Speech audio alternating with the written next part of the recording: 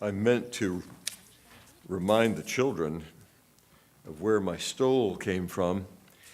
The children in the East Craftsbury, Vermont church made this for me, and I guess it was my last Christmas there. And so the children knitted these designs, and their mothers sewed them to the stole.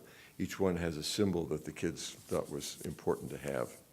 So I'll always try to wear that on Christmas. It was also there at that church that I wrote this story about the treetop controversy. And then I thought, I could make this into a musical if you all sang along. And so that's what we're going to do. The fresh-cut tree stood bare in the spacious bay window of the Davidson home.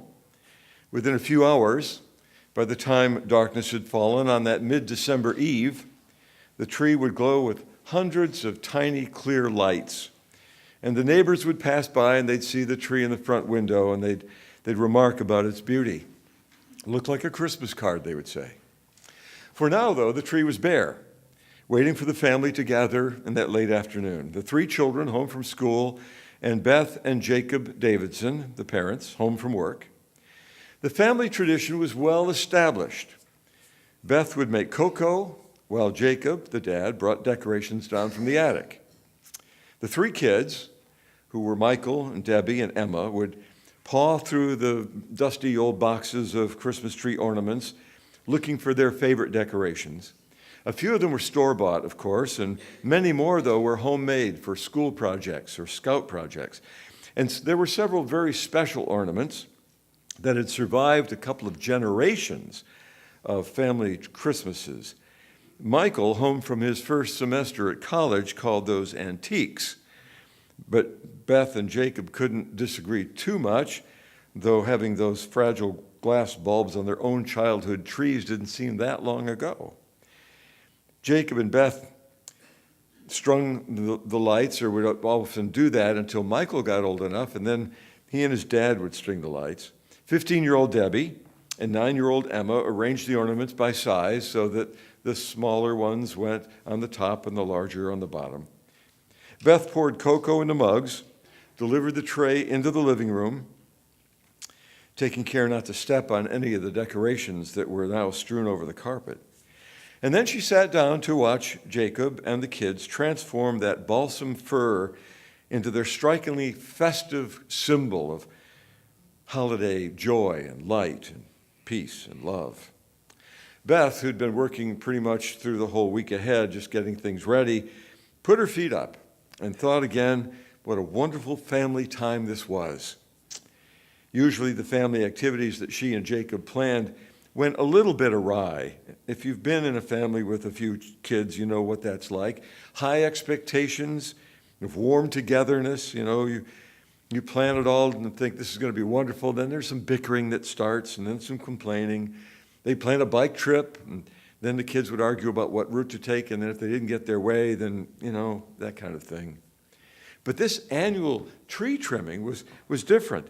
Beth thought to herself, it must be some kind of special Christmas spirit that inspires such family peace and joy around the room. There was one thing missing, and that was music. Usually the stereo was on, and Christmas carols would play throughout the house, and the family would hum or sing along as they decorated the tree. Beth was so comfortable, though, she hated to get up, but everybody else was so busy with the one job or another around the tree. She got up and decided she'd choose the perfect CD to play. She pulled herself out of the chair, took a couple of steps, and then crunch. It was an ugly sound.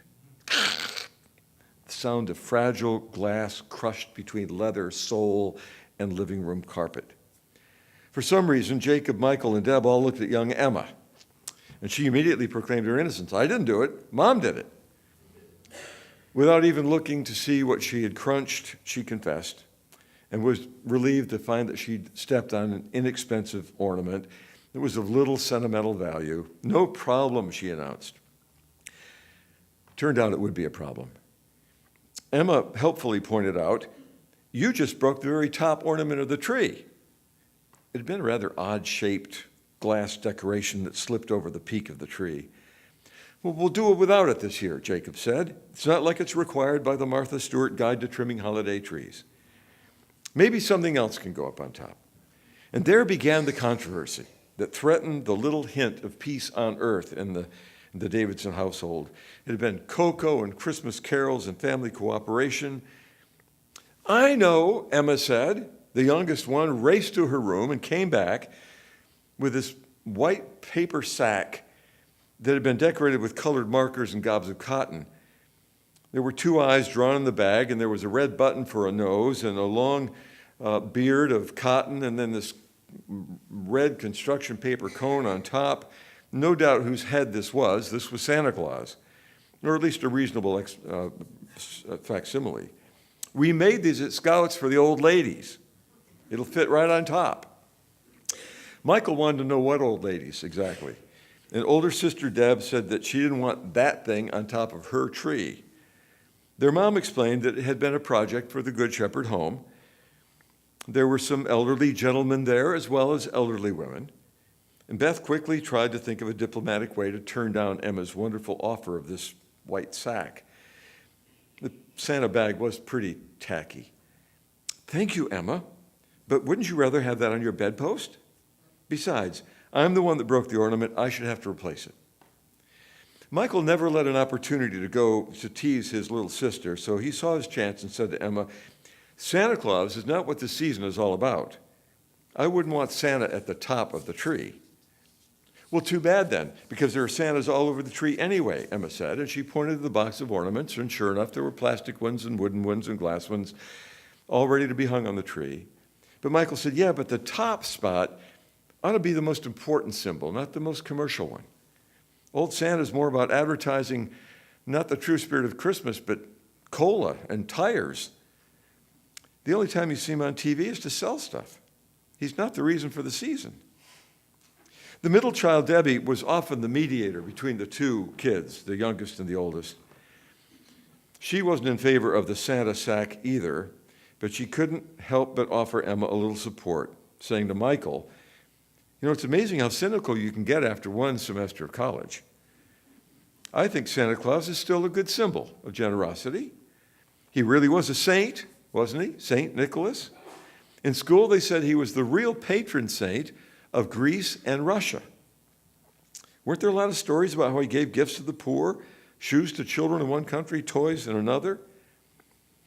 Emma admitted she'd rather have the toys than the shoes, and she handed her scout project, this bag, to her dad, who looked at it and didn't know exactly what he was supposed to do with it, looked to his wife for some help. Okay, Beth said, Emma, that's a good idea. That's one. Let's see if we can come up with anything else. Debbie suggested an angel. A lot of people put angels at the top of their tree.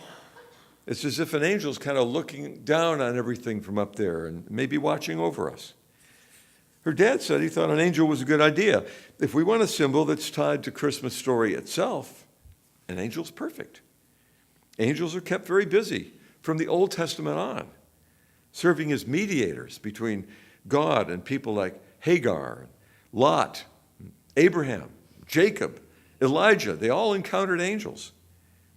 And Beth added, they also have a way of announcing to barren women that babies will be on the way. Well, everybody turned and looked at Beth, and she assured them that was not the issue that she was dealing with. When we read the story of Christmas from Luke's Gospel on Christmas Eve, we'll meet an angel who announces to Elizabeth that she'll give birth to John, and then Mary will give birth to Christ. In Matthew, an angel appears to Joseph twice, once to tell him to marry Mary, and then the other one after Jesus is born to tell him to get out of town to escape Herod. Emma added that before Jesus' birth, an angel appeared to the shepherds in the field and told them not to be afraid. And Emma, the youngest one, was able to quote exactly and exuberantly, I bring you great news of good joy. Or is it good news of great joy? Well, you know what I mean. So angels are like God's announcers, Michael said. Putting on his radio voice, Michael summed it up. Here's the news from God. You're going to have a baby. She's going to have a baby. A baby's been born. In Jesus, everybody has a baby. Beth added a little bit of clarification to calm things down, that the word angel means messenger. Announcer's not bad either. But a whole company of messengers comes together in a celestial choir during this Christmas story, singing joy to the world. And again, it was Beth who clarified, glory to God in the highest heaven. And then everybody in the Davidson household finished the song saying, peace on earth. So how about putting an angel up there? Michael wasn't convinced. I know angels are in these days, but I have another idea. How about a star for the top of the tree? The Star of Bethlehem shining down on the whole house. They called Jesus the light of the world. So I think we should have a symbol of light, and not just one of those little sparkly light bulbs. Emma was rummaging through a box of ornaments and came up with 2 stars. They hung a little bit lower on the tree in previous years, but we could put one of those up on top, couldn't we? Michael said one looked too much like a sheriff's badge, didn't want that there. The other one was out because it's got 6 points and it looks Jewish, like the Star of David. That's not right for a Christmas tree. This time it was their father's turn to provide a little bit of clarification. The Bible has 2 testaments, Michael. If we want the whole story of Christmas, we can go back to the words of the prophets like Micah and Isaiah. In fact, if I remember right, way back in the book of Numbers, there's a verse that says a star will come out of Jacob. I remember the choir sang a Mendelssohn piece that quoted the verse, there shall a star from Jacob come forth, and a scepter from Israel rise up. In other words, a king was being prophesied, even then. That may be why the Magi followed a star to Bethlehem. They were looking for a king. Beth had another thought. There's a connection with Easter, Oh yeah, Mom, the famous Easter star, Michael said with no little sarcasm. His mother ignored him, kind of, and went on. Well, the morning star has some meaning to me on resurrection morning. In the last chapter of the Bible, there's a reference to a star. Go look it up, Deb. Happened to be a Bible there because they had done their Advent devotions through the Advent season.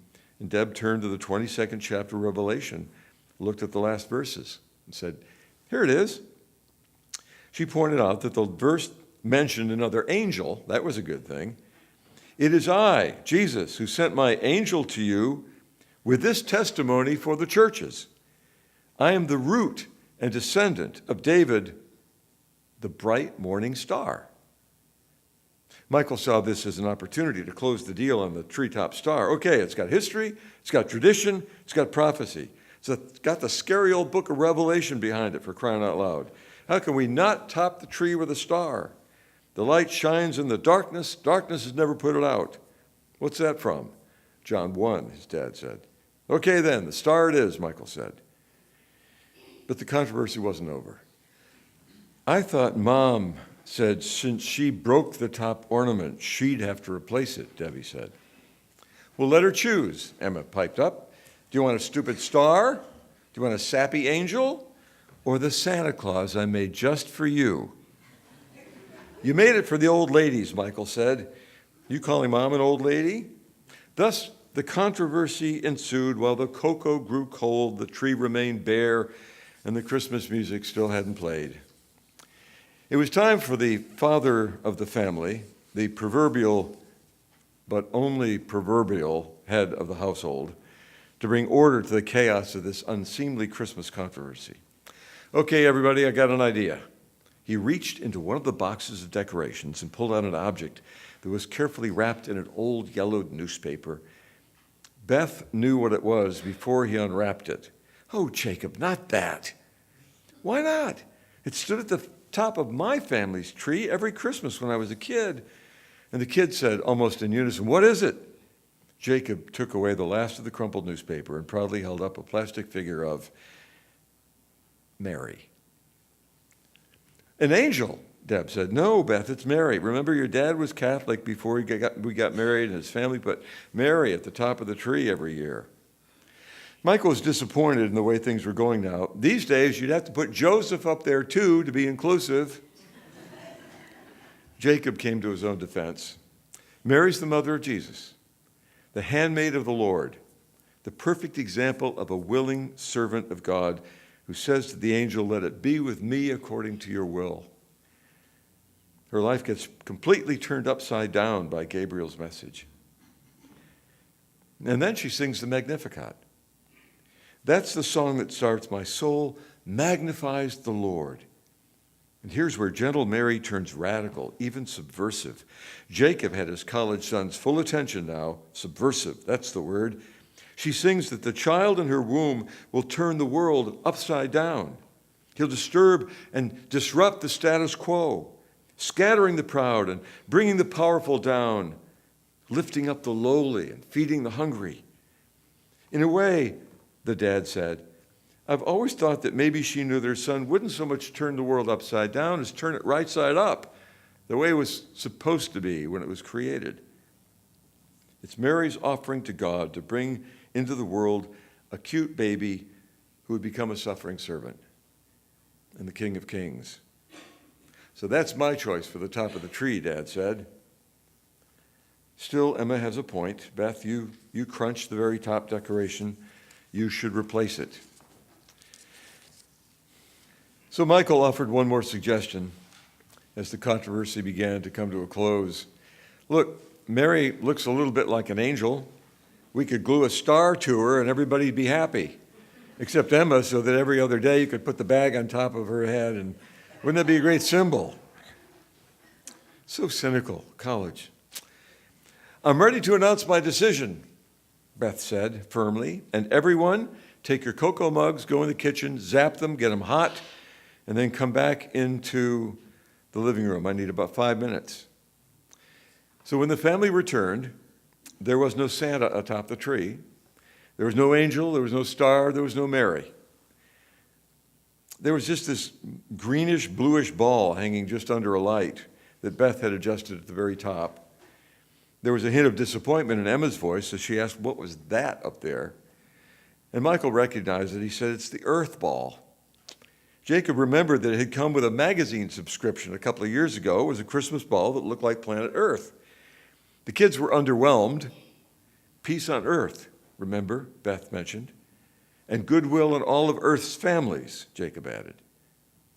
And Michael said with a light in his eye, for God so loved the world, so much that he gave his only son, that whoever believes in him may not perish, but have eternal life.